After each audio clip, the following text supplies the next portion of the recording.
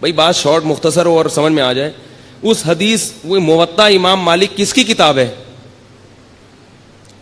پورا نام بتا رہا ہوں, موطا امام مالک, یہ کس کی کتاب ہے؟ یہ تو ایسے پھر بھی نہیں بتا رہے یار آپ لوگ. یہ تو ایسے ہی ہو گیا جیسے ایک وہ تھا, ایک وہ بیٹھا ہوا تھا, وہ پہلے زمانے میں سیٹ چیلے, وہ تو نہیں گرو ہوتا تھا نا, اس کا ایک چیلا ہوتا تھا چیلا. تو جو چیلا تھا نا وہ بڑا مالدار تھا, اور گرو کیا تھا؟ غریب بیچارہ, ظاہر ہے اس کا نوکر تھا. ہمارے حضرت اس پہ یہ واقعہ اس پہ سنایا کرتے تھے کہ ہر مالدار آدمی میں عقل نہیں ہوتی, بعض دفعہ بیوقوفوں کو اللہ دولت زیادہ دے دیتا ہے, بلکہ زیادہ تر ایسا ہی ہو جاتا ہے, ٹھیک ہے نا, اللہ اپنی قدرت دکھاتا ہے. تو اور اگر اللہ یہ اصول بناتے کہ جس کے پاس پیسہ ہو تو اس کے پاس, جس کے پاس عقل زیادہ ہو پیسہ بھی ہوگا, تو بیوقوف تو بھوکے مر جاتے بیچارے. تو کیا ہے کہ عجیب حساب ہے کہ بعض دفعہ عقل بالکل نہیں ہوتی, پیسہ بہت ہوتا ہے. تو اس پہ حضرت یہ واقعہ سناتے تھے کہ وہ ایک چیلا تھا, بڑا مالدار تھا, اس کا ایک نوکر تھا. تو چیلے نے اپنے نوکر سے کہا, گرو سے کہا کہ مجھ سے, وہ حضرت پنجابی میں سناتے تھے, بڑا مزہ آتا تھا مجھے, وہ پوری پنجابی اس طرح آتی نہیں ہے, تو میں کچھ اردو کچھ پنجابی کا تڑکا لگانے کی تھوڑی سی کوشش کروں گا, کیونکہ اس لطیفے کا پنجابی میں ہی مزہ ہے. جو لطیفہ جس زبان میں بنا ہو وہ اسی میں سننے میں مزہ آتا ہے, وہ کسی اور زبان میں جب ترجمہ ہوگا تو اس بیچارے کی لطیفے کی ایسی کی تیسی ہو جاتی. تو حضرت اس پہ سنایا کرتے تھے کہ وہ گرو نے اس سے پوچھا, بلکہ وہ سرائکی میں ہے, کہ اپنے نوکر سے کہا کہ مجھ سے کوئی پہیلی پوچھو, لیکن یہ بتا دوں اگر مجھے اس کا جواب نہ آیا نا تو تیری ٹھکائی لگاؤں گا میں. یعنی اپنے نوکر سے خود ہی اپنی ذہانت کا امتحان بھی لے رہا ہے, اور پھر یہ بھی ڈر ہے کہیں فیل ہو کے میں بیوقوف ہونا میرا ثابت نہ ہو جائے. تو کہہ رہے کہ اگر مجھے اس کا جواب نہیں آیا نا, مجھ سے حل نہیں ہوئی, تو میں تجھے چھوڑوں گا نہیں. اب وہ بیچارہ پریشان, یہیں سے بیوقوفی شروع ہو گئی نا. اب وہ کہہ رہا ہے کہ یار سوچ کے کوئی ایسی پہیلی لے کر آؤ بہت ہی آسان ہو, بہت آسان ہو, جس کا جواب آ جائے. تو اب اس نے پہلی پوچھی کہ حضور بتاؤ کہ ایک جانور ہے تے پونچھ گھمیندی ہے. گھمیندی پنجابی کا لفظ ہے, سرائکی کا لفظ ہے, سرائکی ہے نا, تو سرائکی میں یہ لطیفہ, پونچھ گھمیندی ہے, چولہے کے گرد گھومتی ہے.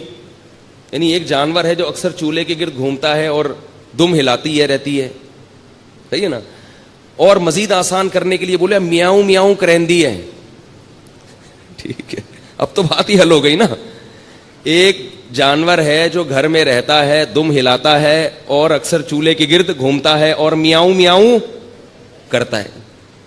بوجھو کی ہے, بتاؤ بھائی کون سا جانور ہے. اب وہ سوچ میں پڑ گیا. اب وہ کیا ہو رہا ہے, سوچ. کافی دیر سوچنے کے بعد بولتا ہے ککیڑ, مرغا. اب یہ نوکر نے بولا میری تو آئی شامت, اگر میں بولوں غلط ہے. بڑا ہوشیار تھا. اس نوکر نے بولا حضور لگتا ہے کسی نے دسیا ہے, یہ اتنا مشکل پہیلی کا جو آپ جواب لے کر آئے ہو, یہ لگتا ہے کسی نے آپ کے کان میں چپکے سے بتایا ہے. وہ بڑے فخر سے کہتا ہے اوئے عقل جی دوڑ ہے, عقل جی. یہ کیا ہے؟ عقل جی دوڑ ہے, عقل کی دوڑ ہے بھائی, کوئی بتا نہیں رہا ہم کو. تو میں آپ سے پوچھ رہا ہوں موطا امام مالک کس کی کتاب ہے؟ آپ کہنے پتہ ہی نہیں. تو نام تو لے رہا ہوں امام مالک کی. یہ تو ایسے ہی ہو گیا جیسے ایک امتحان میں سوال آیا. پہلے محمد بن قاسم کا پورا تذکرہ تھا کہ اس نے ہندوستان پہ 17 حملے کیے اور یہ کیا اور وہ کیا. آخر میں بچوں سے سوالات تھے, کیونکہ وہ بچے اتنے نالائق تھے, آج کل جیسے اسکولوں کے ہوتے ہیں کہ وہ استاذ پیپر اتنا آسان بناتے ہیں پھر بھی پاس نہیں ہوتے. تو اب استاذ نے تنگ آ کے جو پیپر بنایا نا وہ یہ تھا. پہلا سوال تھا محمود غزنوی نے ہندوستان پہ 17 کیا کیے. محمود غزنوی نے ہندوستان پہ 17 کیا کیے, حملے کیے ظاہر ہے. دوسرا سوال یہ تھا محمود غزنوی نے کس ملک پہ 17 حملے کیے, یہ دوسرا سوال ہے. تیسرا سوال ہے کس شخص نے ہندوستان پہ 17 حملے کیے.